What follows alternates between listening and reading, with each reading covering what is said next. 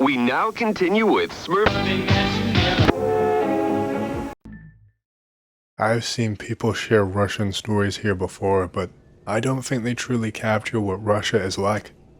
Some of you will scoff, but it is a land of magic and demonic practices and energy, especially in the old days in very rural places. Everything was so isolated and less regulated, and there are still places like that to this day. I am old and moved out of Russia long ago, and I do not recommend anyone go back, especially not anywhere rural. I had to flee my village when I was young with my parents.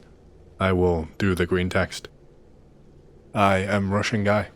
This happened to me quite a long time ago now, maybe in the 1980s.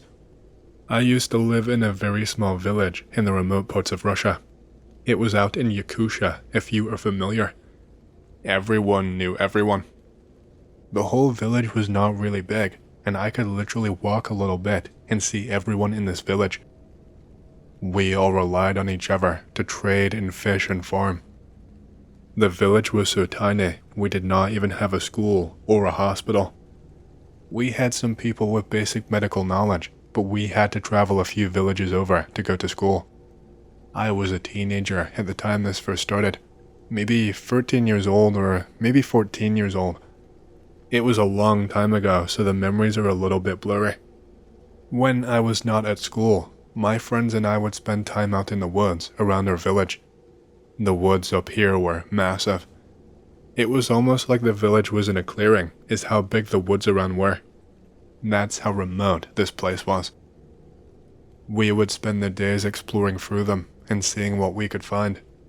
You could find all sorts of things buried and left behind, either by hunters or scavengers or workers, things lost by traders. Mushroom picking is also pretty popular in Yakutia, and lots grow out here in the summer. We have lots of folk tales and scary stories about our region. It was never anything that we paid any mind to though. It just seemed like a way to scare the kids and keep them in line as a kind of deterrent so that we would not wander out too far. One kid in the past year fell into a river and hit his head on a rock and got swept away. By the time they found him, he was already dead from blood loss and brain damage. I think he bled inside his brain. The stories range from anything about witches that lived in the woods and would put curses on you, to wild men who have the woods as their home and will kill you and eat anything that they come into contact with. Then you have your usual Russian tales about water spirits and other kinds of spirits. People have gone missing both in our village and other villages nearby. It's just chalked up to wild animals or people being stupid since the woods are so vast. In the past few weeks when this took place, we had a few livestock go missing from our villages. 2 chickens and even a cow. I think the fence was left open by accident, and not even a trace of them was ever found. Anyway, on this day, I am out exploring with me and 2 other friends. They were Grisha and Slavan. We had been picking mushrooms, pulling off big sticks from trees, and fighting each other with them and running away. We went much further out than we ever had before. We passed the fast-running river and crossed it, and we were right on the edge of that section of the forest that leads to the next village over. As we were starting to approach where the next village was though, we noticed something really odd. It is starting to get really foggy in front of us, but I don't mean bits of fog here and there. The fog was literally confined to one single place, almost like a wall or a barrier. Like, it was totally enveloping a different area and you had to cross it. I instantly got a weird feeling looking at this and told the other 2 that we should walk around. But no matter how far we walked, we could not even find a slight gap in the fog. I swear, it literally was blocking off the entire village. I said that we should head back home since we had already gone too far, but Grisha was not having any of it. He said I was being a pussy and that he was gonna go, with or without me.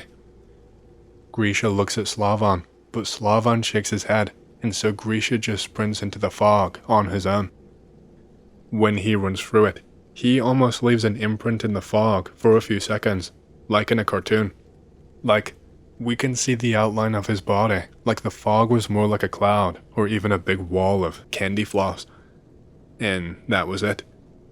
We shouted for Grisha to ask him to come back, and if he was playing a trick on us, but he never replied. We guessed he had just run all the way to the village. Slavan said he was going to follow after him because he did not want to go home. I still had this feeling of dread and told him that we should stick together, but he ignored me.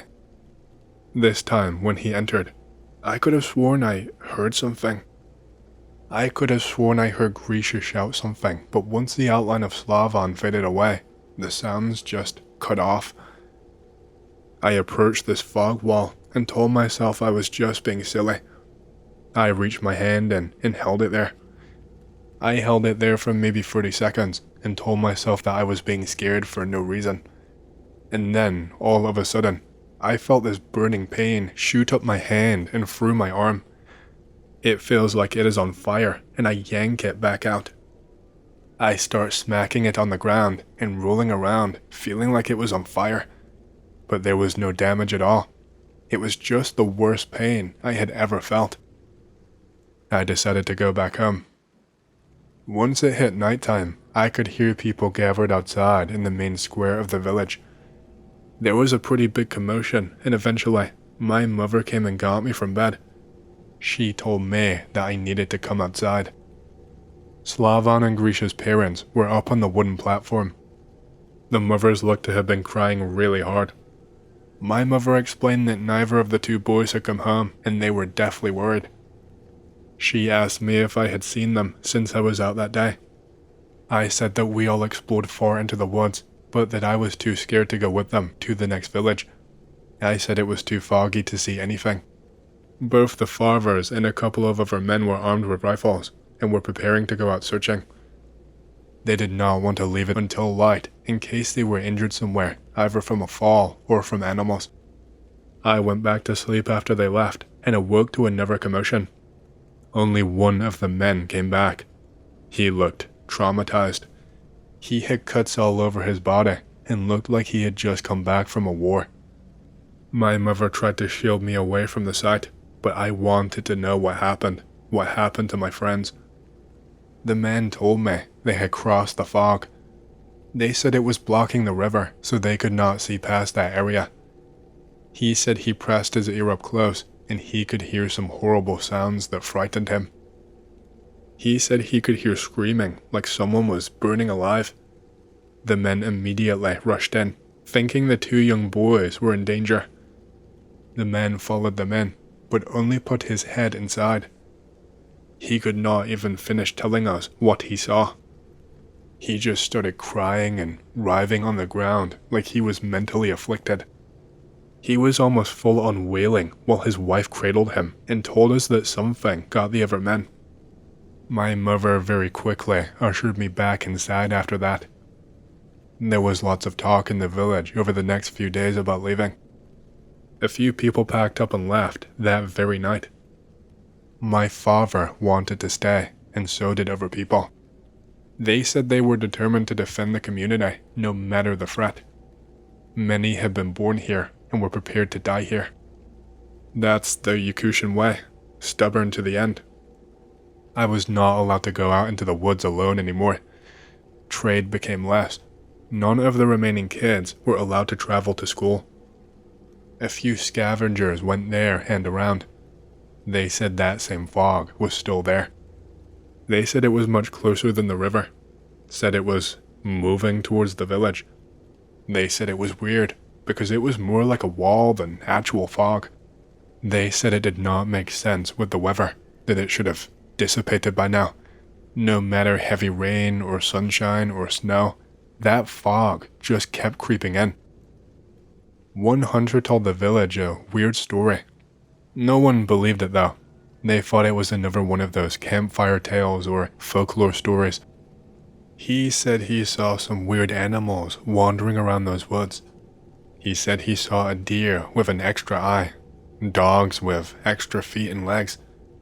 He said they died all the same, but that they looked mutated. He said that one day he saw something else in those woods. He saw it come directly from out of that fog. He said it crouched low to the ground and dragged its knuckles. He said it looked strong and muscular, but that something in his body told him to run away before he got a better look. The only other thing he said is that it looked to be a red or maroon in color.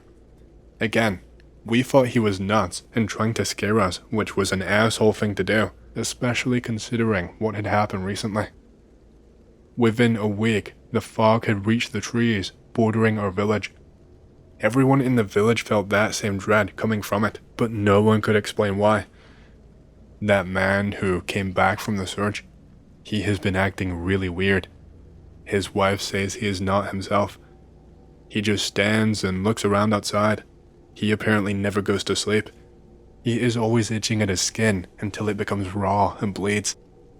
She says that he has not eaten a bite or had a single drop of water since he came back. He was a nervous wreck at first and always crying, but she says that after that, he just kinda clammed up, became emotionless like a robot, and now he has been talking about going back, about trying his best to avenge them and to make the village safe. She says he wants to get more people to go with him and that she should too. She started to find him really creepy, so has been avoiding her house. This night, the fog is directly on the edge of the village. The fog is almost touching the little house that is on the very outskirts. That's the one that belongs to the man that came back. I could not sleep that night, so I stayed up and just watched. It was strange because I could almost see the fog starting to move. I could see it almost rippling like water would. I swear I saw silhouettes a few times too. As that night went on, the fog started to drift in until it was covering around half of the house. I snuck outside of my window. I wanted to get closer to find out what was happening. I wanted to know. As soon as I got within earshot, I could hear the sound of wood snapping in half and hitting the ground. I saw a light come on in the house, and the woman started shouting, saying they needed to go. I heard the man say no, that they should go in. After maybe another minute, I hear screaming, the screaming of a child. I think the fog was covering his room now. The whole village is now waking up and gathering around, going to offer help. But they see the fog and suddenly, no one wants to go inside. I can hear this faint growling sound coming from where the fog is, and after a couple of seconds, I hear this almighty crunch. It sounded like a bone just snapped in half. The woman screams, and I see the man walk into the fog, really casually, like he is just accepting it. The woman manages to flee outside of the window, and she rushes to other villagers. She is begging and pleading for help, and a couple of other men agree to go into the fog. I see the men running, and they start to enter this fog. The second one of the feet hit the fog, I hear another crunch and a snap, and the man screams and falls backwards, away from the fog. His entire foot is gone missing now. There is not even any blood. His foot is just gone, and where his trousers are ripped, the wound is just sealed over with skin. The other men did not dare to go in. The woman cried and screamed and begged and pleaded, but no one else would go in after seeing that. Most people gathered their things and left that night. No one understood, but we knew we had to leave. My parents took me out of Yakusha because of the stress. They could see that losing people was affecting me and thought I needed a fresh start. They ended up moving us to Novosibirsk as they thought city life would be better for me and a good change. None of us were used to it, but we adapted and forgot. Green text is hurting my hands, sorry. I don't know how many people stayed in the village, but I do not think it was that many. When I was a little bit older, probably 16, I went back to Yakusha with my parents. We have family that still live in some of the villages in the area, and we stopped and stayed there. The people in that village had heard rumors and stories, but dismissed them as just that. They had never seen anything strange firsthand, nothing like we described anyway. I ended up going back out that way on my own, while my parents were busy with other things. There was not any fog in sight anywhere. The entire village was just gone. It was just flat land surrounded by woods. There was not a trace of any of the houses or the square or anything. There was nothing left behind by people. It was just completely empty. I eventually moved out of Russia and have not lived there in many years now. I am almost scared to go back. There are too many weird things in rural areas that I do not understand. Hey, hope you've enjoyed the story so far. If you want to hear more, make sure to subscribe, like the video, and leave a comment because it lets YouTube know you like the content and helps more people to see these videos.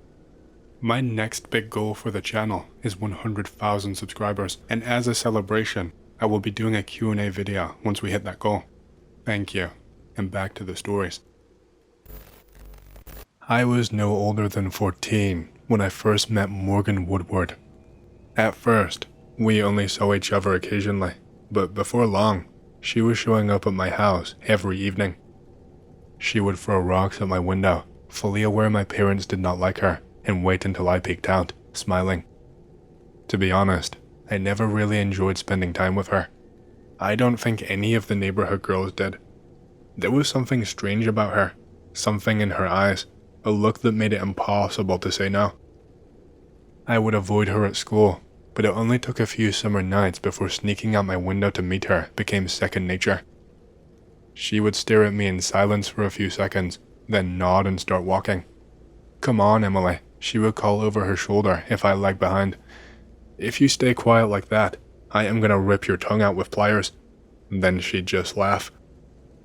We would run down the street, and at the first corner, she would pull out a pack of Marlboros. She always offered me one, and I always said no. Until one night, she finally made me smoke. Sometimes we'd drop by some guy's house because Morgan needed to borrow something. Other times, we would just sit behind some bushes while she smoked. But one night, she wanted to do something different. She leaned against the sun at the turnoff, lighting her cigarette. The flame lit up her face, and she flashed me that sly, snake-like grin. I recognized it. She had thought of something new. She pocketed the lighter, took a drag, and exhaled into the dark. "I love ghosts," she said. I must have looked surprised because she added, "They make me feel better. If ghosts are real, it means death is not the end." She looked right at me. "I know exactly where to find one." "Oh, come on," I said, turning toward my house.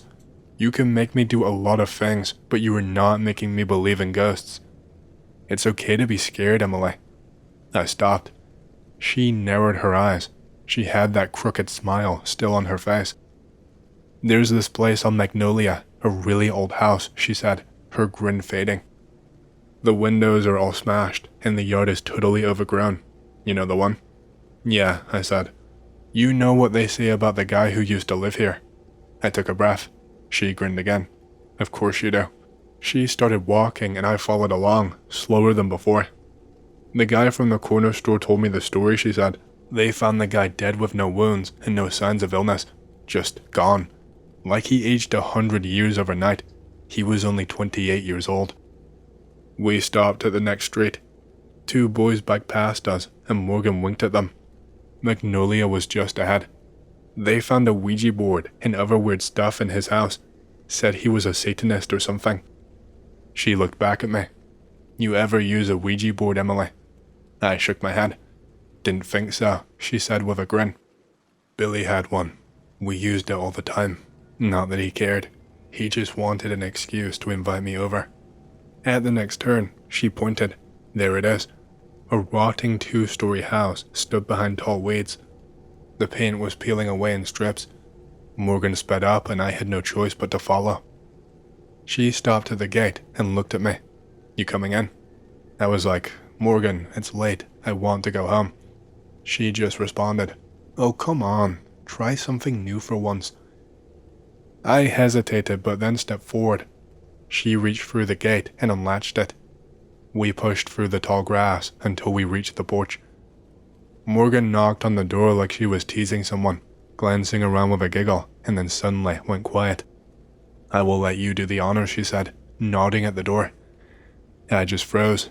She stared at me. "Don't tell me you're scared." I turned the handle. The door creaked open and moonlight spilled into the house. Morgan walked in ahead of me, with her arms wide. Spacious, isn't it? She crossed the living room. I followed along, hesitantly. She laughed. Look at this web, Emily. What, you scared of spiders too? That is when I saw it. Morgan, look, I said, backing away a step. What, did you pee yourself? I raised my hand and pointed. She followed my gaze. There, in the wall, was a deep imprint shaped exactly like a human body. We stood in silence. Then Morgan chuckled and stepped closer. You know, Emily, she said, there is something I forgot to mention. She stood in front of the recess. This isn't a ghost house, it's a demon's, and do you know what demons do? I didn't answer. They live in the walls, she said softly, and they wait for bad girls like us. She then turned and tried to fit herself into the imprint, and then they dragged them straight to hell. Then a sudden, deafening roar shook the house. Morgan screamed. The cavity in the wall shifted, molding itself perfectly to her body. I was frozen as I watched her being pulled in. Emily, you stupid bitch, help me. She kicked and thrashed, but the wall wrapped tighter, like it was swallowing her whole. Her voice grew faint and then vanished. A new imprint appeared in the wall, perfectly matching Morgan's shape. Man, I got this from Russian 4chan. They ripped off. They fucking ripped off the fucking Amigara fault. You fucking know, you Russian ripoffs. My neighbor told me this story about 20 years ago, not long before his death. He was an old grandfather, quite battered by life. He probably sensed his imminent death, which is why he decided to tell me this. One day, when I was still a schoolboy, I was returning home after evening classes. It was already dark outside, and I was somewhat surprised that he was sitting calmly near the entrance, although usually at this time, all the old men and women in our building had long since taken their places in front of the TV. Hello, Ivan Alexandrovich, I greeted him, already walking up to the door of the house. There was no answer, and I, thinking he did not hear me because he was an old man with failing hearing, repeated myself. Hello, Sasha, hello, sorry, I was just a little lost in thought. Don't worry, it's nothing to worry about. What are you thinking about? I was in a good mood, and I decided to keep up the conversation. Yes, I was just remembering the old days, when I was still a child, like this. The old man stretched out his trembling palm, and tried to show me how tall he was as a kid from the ground to his palm.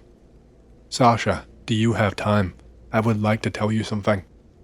I admit I was a little bit surprised. No, stories about the past performed by this old man are not at all uncommon, quite the opposite. But before, he had never asked permission to start talking, since he believed that a person of his age had a certain status and respect, and therefore, listening to his stories was an honor for everyone else. But that was not the point. Surprise quickly gave way to curiosity, and, sitting down next to him, I said that I was ready to listen to him. Know that I have never told this story to anyone. Everything that you are about to hear is the undeniable truth. I saw it with my own eyes, and I have never told anyone until now. These were the post-revolutionary years. It was winter outside, and since we had a crop failure, there was a terrible famine. The old man frowned and looked at me reproachfully. You hardly know what hunger is these days. The situation back then is something you will never have to face. I saw people walking down the street falling face down in the snow, and other people passing by did not even notice. Everyone acted as if it was supposed to be like that. No one could help because they were all struggling too. But watching such scenes from the window of a grey, gloomy 5-story building where my father and I lived was terrifying. My father was an employee for the Russian secret police, the Cheka, so there was always food in our house. My father was often away at work, always either on urgent business trips or on duty for days on end watching for criminals. I was about 10 years old, and my excessive curiosity, as one might expect, was not satisfied by my father's occupation. But one day, after much persuasion and requests, my father finally decided to take me along on a case. I don't remember what it was exactly. It seemed like an anonymous tip about an old man who was allegedly engaged in the propaganda of counter-revolutionary literature. His apartment had to be searched. The case seemed ordinary and did not pose a threat. Anyway, I persuaded my father to take me along. The old man, having finished his sentence, suddenly froze, staring at one point.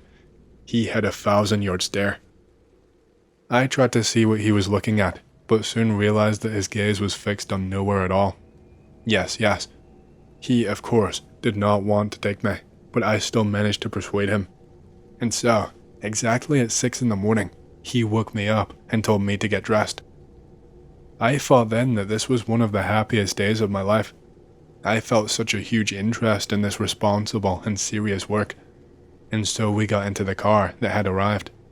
My father greeted his colleagues. While we were driving to the place, they were heatedly discussing something about the upcoming case. I remember little of that discussion. Half an hour later, we were there. My father told me to stay away and wait for the command to go in. The apartment that this man lived in was on the first floor. I remember standing at the very bottom, and my father and his employees went up to the landing and rang the doorbell. They did not want to open the door for a long time. Someone was shouting loudly. Soon, the door swung open. An elderly man of a very thin build, dressed in a shabby dressing gown, stood on the threshold of the entrance. They showed him their documents, and several employees entered the apartment. About 5 minutes later, my father appeared and said that I could also come and have a look. This man, his face seemed very strange to me. He made it seem like he was completely detached from reality. It was as if he did not care at all about what was going on around him. He had not said a word since it all started, but when he saw me, he came to life. Everyone was so busy searching the apartment that no one noticed that he was openly looking at me. Frankly, it was creepy. A little earlier, he had been seated at the kitchen table, chained to the radiator. Someone tapped me on the shoulder and said, "Keep an eye on him, kid. Just don't come close to him and let him touch you." I stood at the entrance, trying not to look at him, but I felt his seething gaze. I wanted to leave, but I had to obey my father. I was told to stay there, and I did. The panic did not want to subside, and I glanced sideways at the man. A thin stream of saliva was running from his slightly open mouth all the way to the floor, while he kept his crazy gaze on me. A creaking sound came from the next room. As I understood later, it was my father and the boys opening the door to the basement. Then, after a short silence, I heard my father ask where I was now.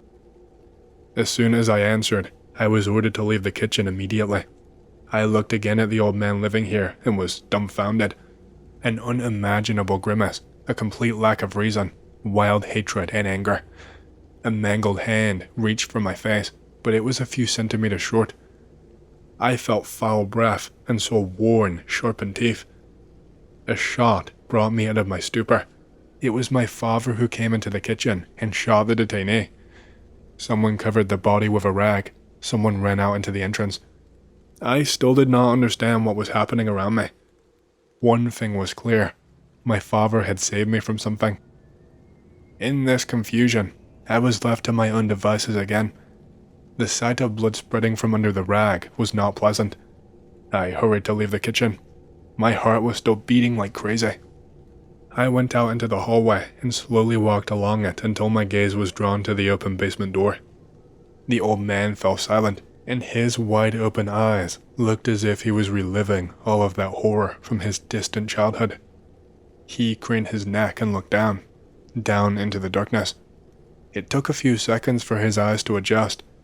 There were limbs and body parts, legs, arms, heads, guts and bones, and judging by the size, it all belonged to children. Baby parts were piled up, but that was nothing. Nothing compared to the little girl lying in the corner, still alive, but with missing legs and arms. Her body looked crookedly stitched up in places and with festering and bleeding stumps.